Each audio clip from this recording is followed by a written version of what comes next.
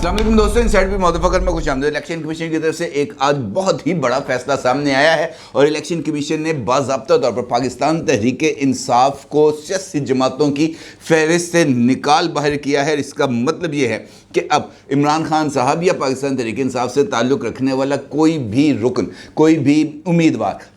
पाकिस्तान तहरीक इंसाफ की टिकट के ऊपर ना इलेक्शन लड़ सकेगा और ना ही बल्ले का इंतखाबी निशान वो हासिल कर सकेगा। और इसका मतलब ये भी है कि पाकिस्तान के अंदर होने वाले आइंदा इंतखाबात में बल्ले के निशान से पाकिस्तान की जो बैलेट पेपर्स हैं उसको मुकम्मल तौर पर पाक कर दिया गया है। ना सिर्फ ये बल्कि इलेक्शन कमीशन की तरफ से आज एक और फैसला भी सामने आया है जिसके तहत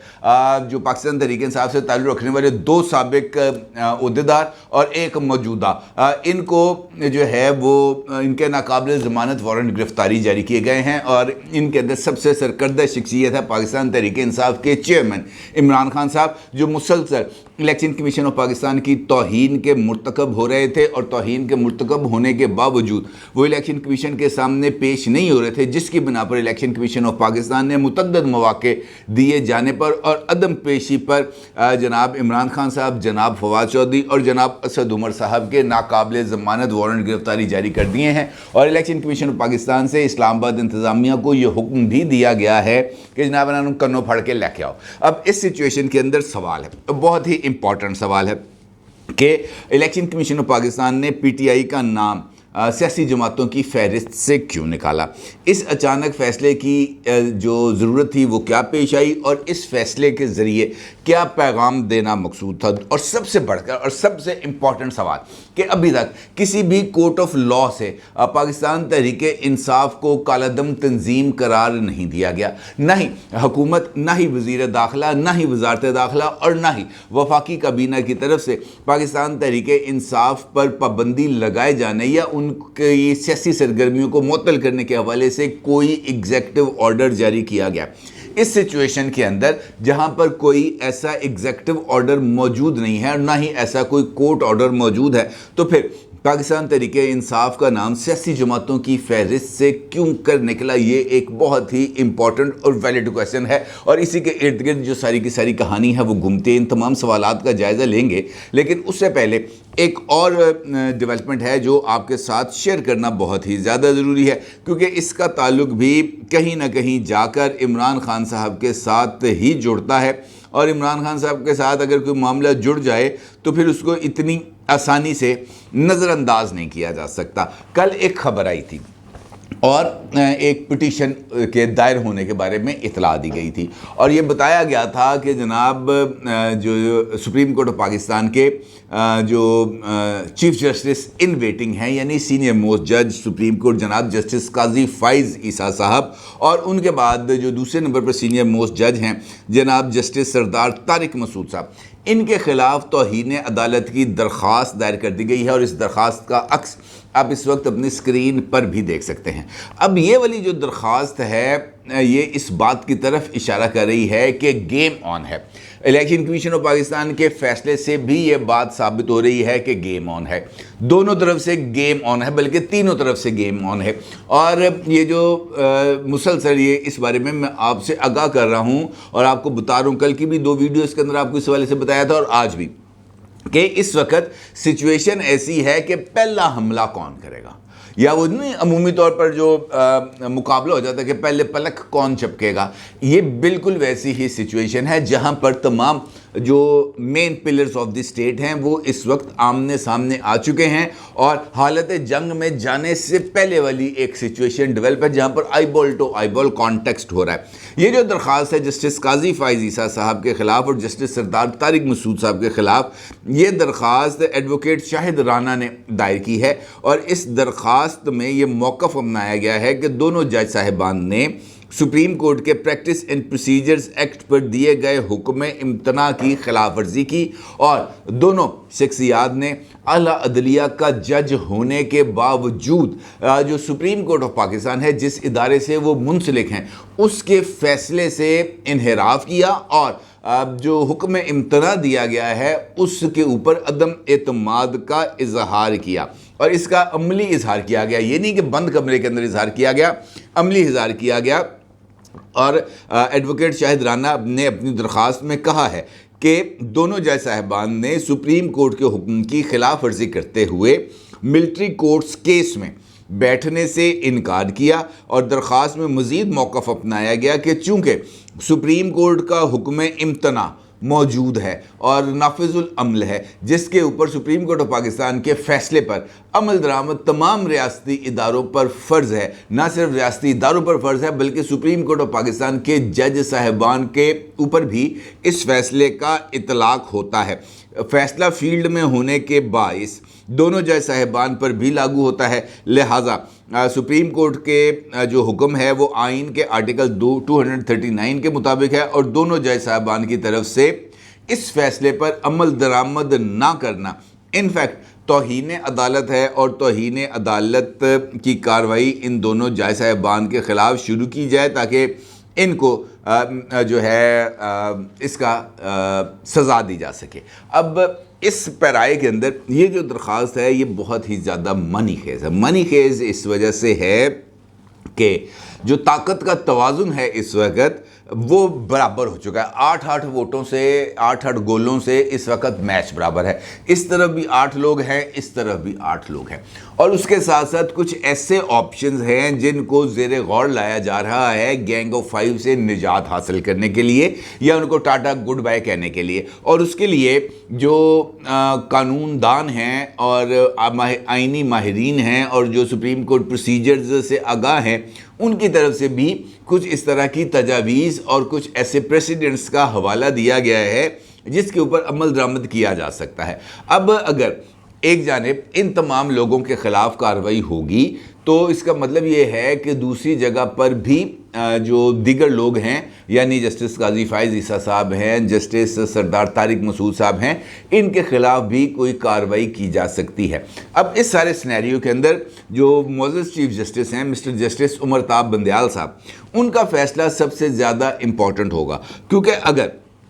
وہ اس ریٹ پٹیشن کو ایڈمٹ کرتے ہیں، اس پر نمبر لگ جاتا ہے، اس کے اوپر بینچ بن جاتا ہے اور اس بینچ کے اندر ہم خیال موجود ہوتے ہیں تو پھر یہ بات کسی نہ کسی طور پر موجود رہے گی، بحث میں رہے گی کہ جناب اس کو کسی بھی مناسب موقع کے اوپر جب اسمبلی ان سیشن نہ ہو یا جو حکومت ہے وہ موجود نہ ہو، نگران سیٹ اپ ہو، تو اس سے پہلے اس درخواست کو وہ جو ہے قابل سماعت قرار دے کر شروع کیا جا سکتا ہے، اور اس کے نتیجے میں ان دو جج صاحبان کے حوالے سے کوئی سخت کارروائی کی جا سکتی ہے۔ نہ صرف یہ بلکہ خود ابھی بھی جسٹس قاضی فائز عیسیٰ صاحب کے خلاف عمران خان صاحب کے دور میں دیا گیا کیوریٹو ریویو، ابھی تک اس کا فیصلہ معزز چیف جسٹس آف پاکستان کے پاس پینڈنگ ہے، اور ابھی تک اس کیوریٹو ریویو کے فائل ہونے پر اور اس کو واپس لینے کے دونوں حکومتی فیصلوں کے اوپر جو ہے وہ جو ججمنٹ ہے معزز چیف جسٹس کی وہ ابھی تک نہیں آئی، جس کے بعد اب یہ درخواست آنے سے اس بات کے روشن امکانات پیدا ہو گئے ہیں کہ یہ جو درخواستیں ہیں یا یہ جو فیصلے کو محفوظ کیا گیا ہے یہ کسی خاص مقصد کے لیے کیا گیا ہے اور اس کے لیے کسی خاص موقع کی تلاش ہے، اور جیسے ہی وہ موقع آئے گا یہ والے جو گڑے مردے ہیں ان کو اکھاڑ لیا جائے گا اور پھر ایک مرتبہ جو نیا جو بحران ہے اس کو پیدا کرنے کی کوشش کی جائے گی، کیونکہ یہ بات تو طے ہے کہ وہ تمام لوگ جو عمران دار ہیں یا عمران خان صاحب سے محبت کرتے ہیں وہ جسٹس قاضی فائز عیسیٰ صاحب کو منصب پر نہیں دیکھنا چاہتے، اور چونکہ وہ اس کے لیے ماضی میں بھی کچھ اٹیمپٹس کر چکے ہیں، ایک نہیں 2 مرتبہ یہ اٹیمپٹس کی جا چکی ہیں، لہٰذا یہ جو تیسری اٹیمپٹ ہے اس کو بھی نظر انداز نہیں کیا جا سکتا۔ اگر یہ ایڈمٹ ہو جاتی ہے، نمبر لگ جاتا ہے، بینچ لگ جاتا ہے، وہ الگ بات ہے کہ 1-2 سنوائیوں کے بعد اس کو مؤخر کر دیا جائے تا حکم ثانی، لیکن یہ چونکہ فیلڈ میں موجود ہے لہٰذا یہ اس بات کا بھی اشارہ دے گی اگر یہ ایڈمٹ ہو جاتی ہے کہ مستقبل قریب میں کم از کم 10 سے 12 اگست تک وہ جو supreme court procedure and practice act ہے اس کے اوپر بھی حکم امتناع ختم نہیں ہوگا، کیونکہ اس کے اوپر حکم امتناع ختم ہونے کا مطلب یہ ہوگا کہ शरीक इक़्तिदार किया जाए जस्टिस काजी फ़ाइज़ ईसा साहब को और जस्टिस सरदार तारिक मसूद साहब को, जो उमर अताब बंदयाल साहब के लिए किसी भी तौर पर काबिल कबूल नहीं होगा। लिहाजा 12 सितंबर से पहले ये जो सारी की सारी चीज़ें हैं ये एक नए रुख पर जाएंगी, और ख़ास तौर पर अगस्त में जब कोई भी हुकूमत बरसरे इक़्तिदार नहीं होगी और यहाँ पर निगरान सेटअप होगा, तो फिर उसके नतीजे में खुल खेलने का कुछ मौका मिलेगा। अब इसी पैराए के अंदर ये जो इलेक्शन कमीशन ऑफ पाकिस्तान है,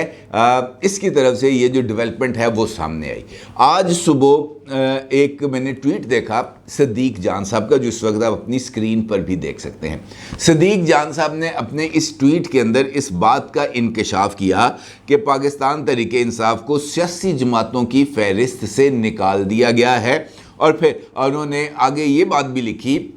कि किसी भी कोर्ट ऑफ लॉ की तरफ से कोई भी ऐसा फैसला आने से पहले इलेक्शन कमीशन ऑफ पाकिस्तान की तरफ से पाकिस्तान तहरीक इंसाफ का नाम सियासी जमातों की फहरिस्त से निकालना इस बात की तरफ इशारा करता है कि जनाब ये कोई और खेल खेला जा रहा है। और इसके साथ साथ फिर कुछ और खबरें आई, जिस तरह मैंने आपको बताया कि इमरान खान साहब का वारंट गिरफ्तारी, और उसके साथ साथ पंजाब के अंदर ये जो EVMs हैं इनके इस्तेमाल से गुरेज के हवाले से, और इसके बाद फिर एक नई बहस का आगाज़ हो जाता है। खबर थी, इंपॉर्टेंट खबर थी, और पॉइंट जो सदीक जान साहब ने उठाए थे बिल्कुल वैलिड जो है पॉइंट था कि जनाब अगर किसी कोर्ट ऑफ लॉ से फैसला नहीं आया, अगर वज़ारत दाखिला ने कोई समरी नहीं दी, अगर वो जो समरी है उसको वफाकी काबीना ने मंजूर नहीं किया, तो फिर पाबंदी कैसे लगाई जा सकती है। इसका मतलब ये है कि दो काम हुए। एक तो ये है कि जो इलेक्शन कमीशन ऑफ पाकिस्तान है उसने अज खुद प्रीएम्प्ट कर लिया, और अज खुद प्रीएम्प्ट करते हुए इनके ऊपर पाबंदी लगा दी। दूसरा इम्कान ये हो सकता था, जो फौरी तौर पर ये जब ट्वीट मैंने देखा तो मेरे ज़हन में आया कि खामोशी के साथ बिल्कुल वैसे ही जैसे जो गवर्नमेंट है उसने ये जो नैब ऑर्डिनेंस है उसमें तरमीम जो है वो मंजूर कर ली थी, और जो है सादिक संजानी साहब उन्होंने इस ऑर्डिनेंस को मंजूर कर लिया था। बिल्कुल ऐसे ही खामोशी के साथ रात गए, कहीं वजारत दाखिला से समरी गई हो, रात गए ही काबीना ने एक वो जो उनके पास एक ऑप्शन होता है सर्कुलर जो जारी करते हैं, और वो सर्कुलर मंजूरी उसकी ले ली हो, और उसके बाद इसको फौरी तौर पर नाफिज अमल कर दिया। और इलेक्शन कमीशन ऑफ पाकिस्तान ने जायज़ा लिया गया, इधर उधर पता किया गया, इस्लामाबाद में घोड़ों को दौड़ाया गया, तो पता चला कि इलेक्शन कमीशन ऑफ पाकिस्तान की तरफ से जो इस तरह का फ़ैसला है वो किसी भी हुकूमती फ़ैसले की वजह से नहीं है। यानी हुकूमत की तरफ से ऐसी कोई समरी वजारत दाखिला की तरफ से ना मूव हुई, ना ही फेडरल कैबिनेट ने इस समरी की मंजूरी दी जिसमें पाकिस्तान तहरीक इंसाफ के ऊपर कोई पाबंदी लगाई जाए। तो इसका मतलब ये हुआ कि जनाब ये फ़ैसला इलेक्शन कमीशन की तरफ से किया गया। फिर इलेक्शन कमीशन से रुजू करने की कोशिश गई, मुख्तलिफ लोगों से रब्ता हुआ, पूछा गया कि जनाब ये क्या मामला है, ये किस तरीके से फ़ैसला किया गया है, क्यों फ़ैसला किया गया है, कहाँ से ऑर्डर आया, क्या इलेक्शन कमीशन ने आज खुद ये कार्रवाई की है। खुद कार्रवाई करते हुए उन्होंने जो नाम है इमरान खान साहब की जमात का उसको निकाला है। तो उसके बाद पता ये चला कि ये इलेक्शन कमीशन ऑफ पाकिस्तान ने दानिस्ता तौर पर इस तरह का कोई काम नहीं किया, और जब ये फहरिस्त जो है वो अपडेट की जा रही थी पॉलिटिकल पार्टीज़ की, तो ये सैब से किसी भी सैब से ये जो नाम है ये मिस हो गया, और अब इस नाम की करेक्शन करके दोबारा अपलोड कर दिया गया है। और इस वक्त जब मैं ये वीडियो रिकॉर्ड कर रहा था उस वक्त भी पाकिस्तान तहरीक इंसाफ का नाम सियासी जमातों की फहरिस्त में शामिल कर लिया गया। यहाँ तक ये बात सदीक जान साहब की दुरुस्त थी कि जिस वक्त उन्होंने ये ट्वीट किया था उस वक्त पाकिस्तान तहरीक इंसाफ का नाम सियासी जमातों की फहरिस्त में मौजूद नहीं था। यानी अब इतनी भी लुट नहीं पड़ गई कि इलेक्शन कमीशन ऑफ पाकिस्तान एक तरफा तौर पर कोई भी कार्रवाई कर सके। अलबत्ता ये नाम हटाना मेरी नज़र के अंदर ये भी एक पैगाम है, और ये पैगाम भी बहुत ही ज़्यादा वाज़ेह है। और इस नाम को हटाकर मेरा ये ख्याल है कि ये बात की गई है इमरान खान साहब और उनकी जमात को कि अगर आप यानी इमरान खान साहब और उनकी जमात अब भी अगर अपनी सिमत दुरुस्त नहीं कर दे, पंजाबी कहते हैं हुण भी अगर बंदे दे पुत्र नहीं बन दे, तो फिर उसके बाद ये नताइज ख़तरनाक हो सकते हैं। और ये जो गलती इस वक्त हुई है, हो सकता है کہ یہ غلطی مستقل ہو جائے اور عمران خان صاحب کی جماعت کا نام سیاسی جماعتوں کی فہرست سے نکل بھی جائے اور واقعتاً یہ اگلے انتخابات میں یہ جو بیلٹ پیپرز ہیں یہ بلے کے نشان سے پاک بھی ہو جائیں، اور اس حوالے سے خاصے امکانات موجود ہیں۔ آپشن عمران خان صاحب کے پاس ابھی بھی موجود ہے کہ انہوں نے آخری فیصلہ کیا کرنا ہے۔ اپنی رائے کا ضرور اظہار کیجیے گا۔ آپ کو بہت شکریہ۔ اللہ حافظ۔